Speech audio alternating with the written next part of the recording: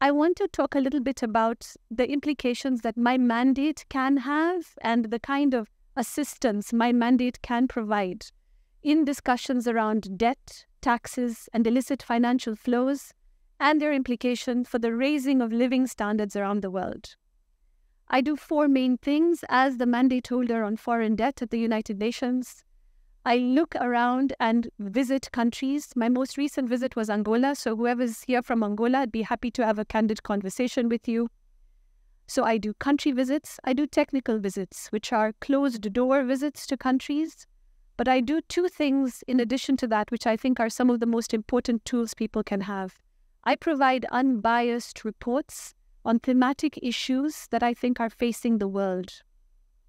So this year, my report to the Human Rights Council was on the principles of fiscal legitimacy. And in October, my presentation to the General Assembly is on the fiscal social contract.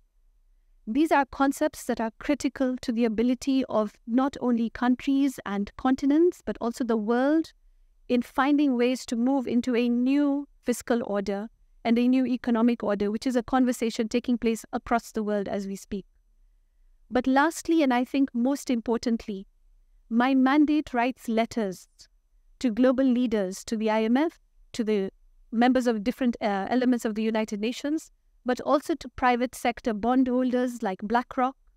And I think it is very important to have these conversations with global leaders. So while we are talking about the challenges that are facing us, and we are contextualizing it over this conference on the feminist angle, I think it's important to also use the tools that exist out there to push back on the conversations. So I have written on issues like the valuation of currencies, on the level of interest rates different countries are being placed under, and I'm looking to see how to alleviate the burdens.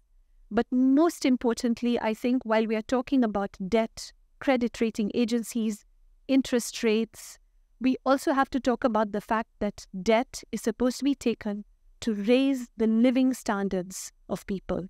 And so debt cannot be taken for its own sake, and it cannot be used to pay for fuel. It has to be used to consistently raise living standards across the world, including on our continent. I am delighted and honored to be here. I don't know where Jason is, and I continue to be a strong supporter of the wonderful work that Aphrodite, as well as all of its partners, continue to do over the years. And I thank you very much.